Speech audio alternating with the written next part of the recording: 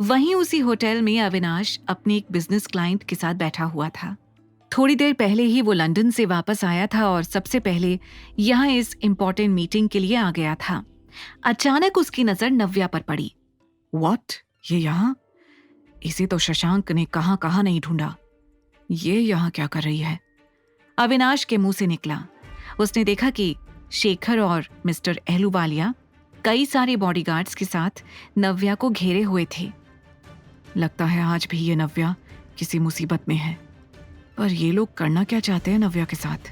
अविनाश के मन में ढेरों सवाल आ रहे थे, लेकिन अगले ही पल उसने अपना ध्यान वहां से हटाकर अपने क्लाइंट पर लगाया।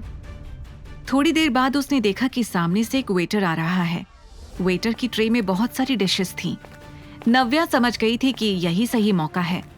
जैसे ही वेटर ने टेबल के पास आकर डिशेस सर्व करने की कोशिश की, नव्या ने ट्रे के नीचे जोर से हाथ मारा, जिससे ट्रे पलट गई। नव्या! शेखर ने चिल्लाते हुए कहा, लेकिन इससे पहले कि वो कुछ और कह पाता, नव्या उसके बॉडीगार्ड्स के बीच से भाग गई। जैसे ही गार्ड्स ने उसके पीछे भागने की कोशिश की, सूप के ऊपर पैर पड़ते ही उन लोगों का पैर फिसल गया। Mister Sinha, what's going on? ये सब करने के लिए आपने मुझे यहाँ बुलाया है?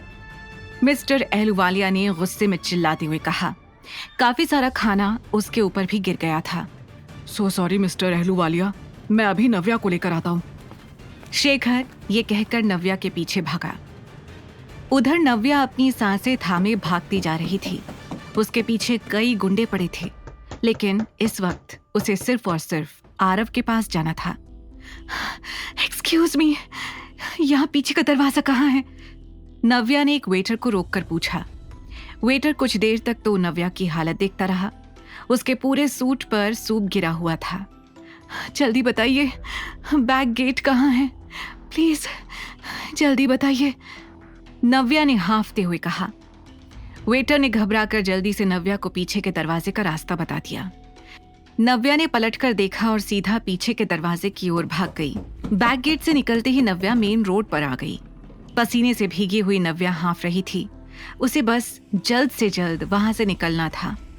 उसने जल्दी से हाथ आगे करके जाती हुई गाड़ियों को रोकना शुरू कर दिया। नव्या, रुक जाओ! पीछे से आवाज आई। नव्या ने पलटकर देखा तो उसके पापा के आदमी वहां पहुंच चुके थे। Oh no! नव्या ने घबराकर कहा और भागने लगी, लेकिन वो जानती थी कि वो अब जल्दी ही उनके हाथ आ सकती है अगर उसे किसी ने लिफ्ट नहीं दी तो। तभी अचानक एक गाड़ी नव्या के सामने आकर रुकी। नव्या को एक पल के लिए लगा कि शायद वो गाड़ी उसके पापा के आदमियों की है। वो घबराकर दूसरी दिशा में भागने ही वाली थी कि तभी कार का शीशा नीचे हुआ और अंदर से ड्राइवर ने कहा, जल्दी अंदर बैठो। ये सुनकर नव्या समझ गई कि वो कार उसकी हेल्प के लिए आई है। नव्या जैसे ही कार के अंदर बैठी, उसने देखा कि उसके बगल में अविनाश बैठा हुआ था। आप गाड़ी यहाँ साइड में रोक दीजिए, मैं उतर जाऊंगी। मैं आपको अब और परेशान नहीं करना चाहती। ये कहते वक्त नव्या ने डोर पर अपना हाथ रखा और तभी उसके हाथ में चोट देखकर अविनाश हैरान रह गया। उसने तुरंत नव्या का हाथ पकड़ा और कहा, ये चोट? अपने हाथ में बड़ा सा कट देखकर नव्या को याद आया कि ये कट ट्रे पलटते समय उसे लगा है। इससे पहले कि वो कुछ कहती, अविनाश ने सख्ती से कहा, ड्राइवर, हॉस्पिटल चलो जल्दी।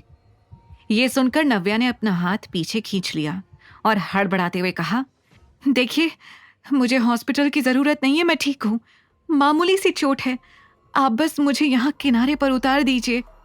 लेकिन अविनाश ने उसकी बात पूरी तरह से इग्नोर करके कहा, ड्राइवर, जल्दी हॉस्पिटल चलो।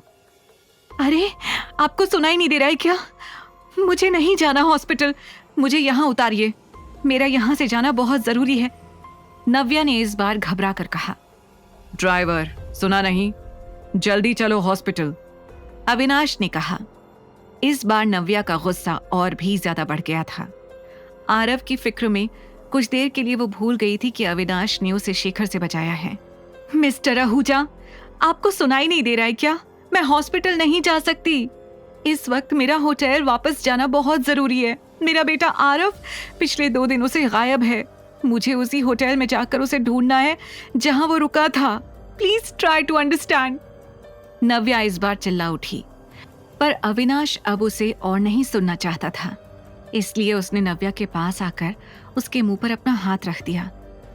तुम बहुत बोलती हो, थोड़ी देर चुप हो सकती हो, अविनाश ने कहा। यह देखकर नव्या हैरान थी। तभी गाड़ी एक हॉस्पिटल के सामने रुकी। आगे की कहानी जानने के लिए देखें अगला एपिसोड सिर्फ पॉकेट FM के YouTube चैनल पर, और द रिटर्न के सारे एपिसोड्स को सुनने के लिए डिस्क्रिप्शन में दी लिंक से डाउनलोड करें पॉकेट FM ऐप।